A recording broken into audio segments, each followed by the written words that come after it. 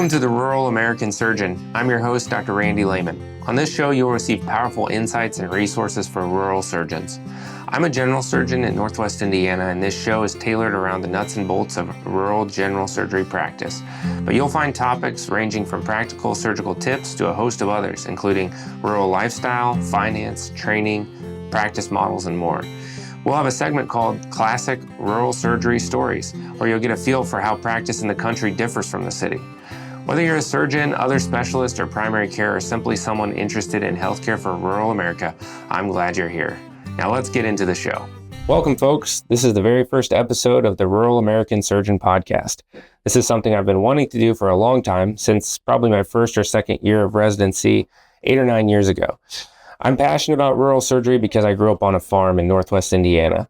And it's been in my blood since I was a little kid, running around, listening to my parents travel over the countryside, singing songs about our heartland, such as The Great American Farmer and This Land Is Your Land, watching a slideshow in the early 1990s with pictures of waving fields of grain and American flags and red and green tractors. So I think I was fed a large amount of propaganda when I was a child that has really shaped my background and upbringing. But I truly do believe that rural America is a very special place with very special people with values that still need to be preserved. And rural surgery practice has a lot to offer as well.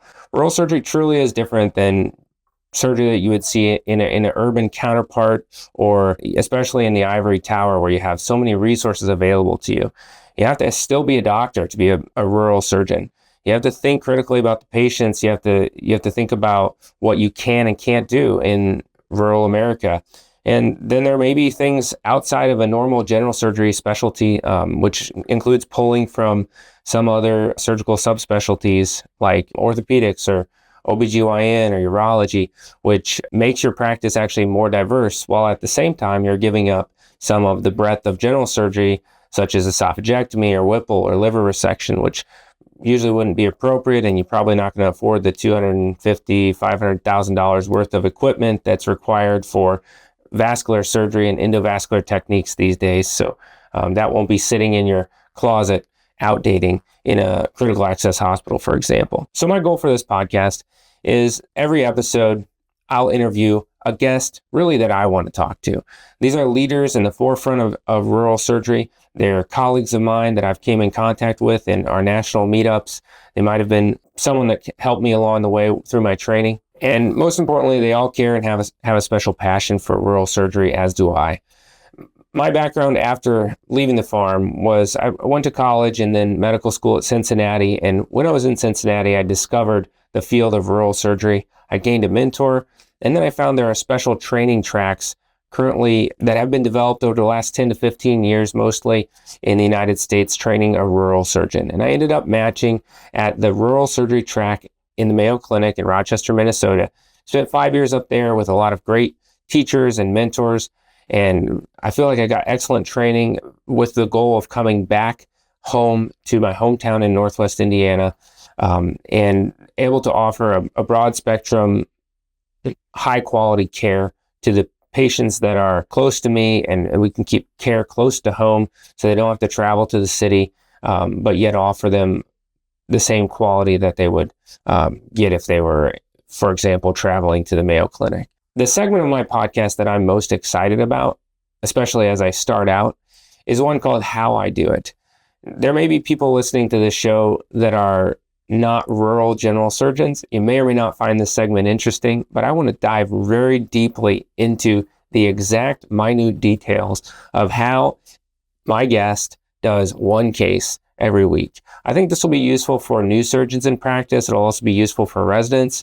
And most importantly, it's just fun to hear that there's not just one way to do things.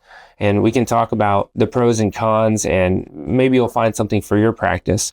Now, there may be people listening to this show who are not general surgeons. Maybe they're orthopedic, urologists, plastic surgeons, OBGYNs that are practicing in rural America. Maybe they're medical specialists or primary care physicians. And if you want to tune out during that episode, that's fine. But you might also pick something up as to what your general surgeon is thinking about when you're, say, referring a patient to them, and what sort of things would change their management or even operative technique. There may also be people listening to the show that are nurses or nurse managers or administrators or CEOs of small hospitals, or even people that are interested in healthcare policy. And I think we'll touch on some of those things, including rural lifestyle. We'll talk about practice models, and no doubt we'll have some opportunity to talk about government assistance or interference in the rural surgery practice. But those things are all essential and important to just have an understanding about. And you'll also get a mindset into when we're at our best as general surgeons, what are the good things that motivate us and keep us going so that we can all avoid that stuck feeling. And I won't use the buzzword that everyone's talking about, but that feeling where what you're doing is not really getting you anywhere and it's not really what you want to be doing anymore.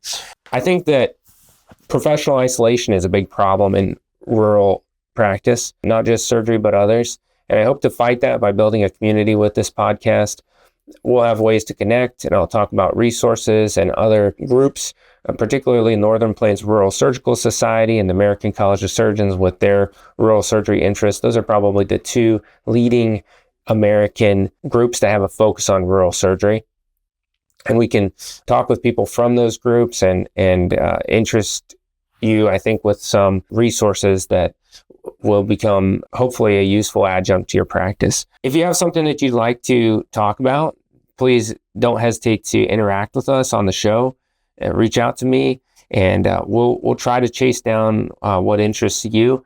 But as I start the show, it's basically a show where my audience is myself. I'm getting the questions answered that I want to talk about, and we'll see where it goes from there. I also have an interest in personal finance, and I feel like financial independence is an important process that it's good for everyone to go through, to learn the concepts of frugality and also of charity. And I think that those things help to eliminate money as a motivator, and it helps us to get back to our altruistic roots. And so podcast is definitely not going to be dominated by that. It's mostly going to be the nuts and bolts of rural general surgery practice.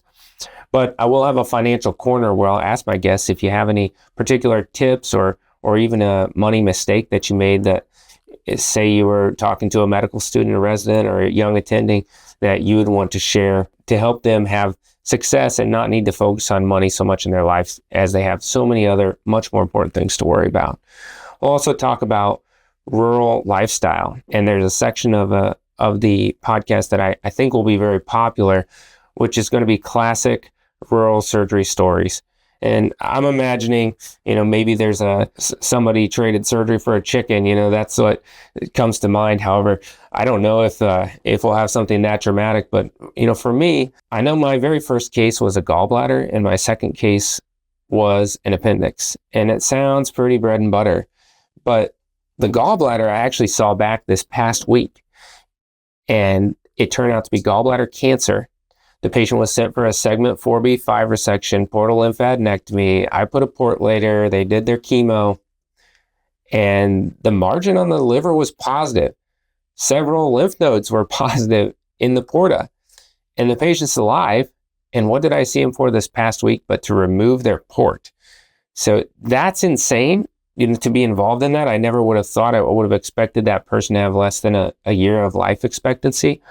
But that's where your most common operation is your first operation, but it turns out to be like a 1 in 100,000 type of diagnosis of gallbladder cancer. The second case, the appendix, was the father of my new babysitters. So I'm talking about, appendix, this and that in the operating room or in the emergency room with the patient. And I get done, and the patient's wife looks up to me and says, "Do you know so-and-so and so-and-so?" And I said, "Yes."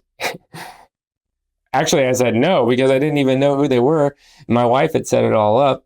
And then she said, "I think they're your babysitters." And then everything, and the ice was broken. And that's rural practice immediately in real life. So when you have a town of 1,200 people, like I was practicing in, a county of 12,000, you can't avoid operating on people that you know. Now, you still have to have boundaries. The things that you would do for your immediate family members are probably different than the rest of the community, but it becomes very personal very quickly.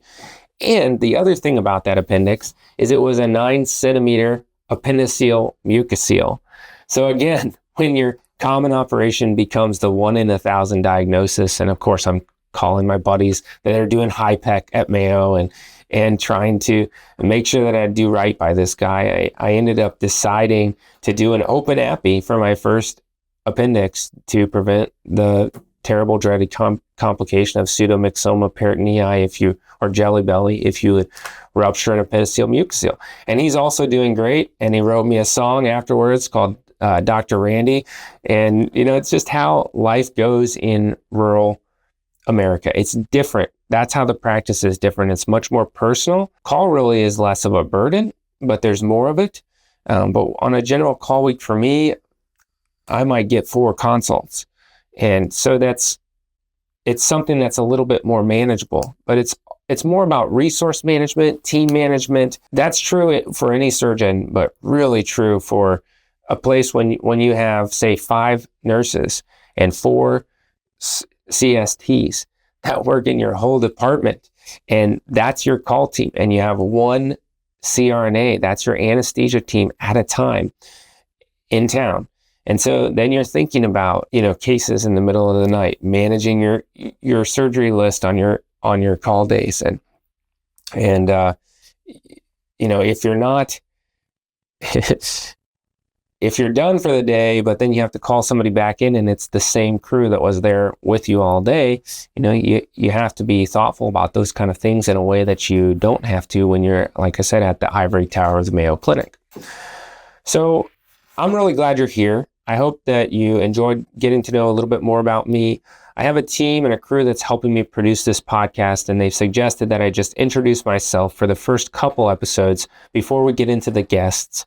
But I'm going to talk a little bit more about my background and my family, maybe in the next episode. And then shortly thereafter, we'll be getting into the guest interviews and talking about the nuts and bolts of rural general surgery practice. Hope you have a great day.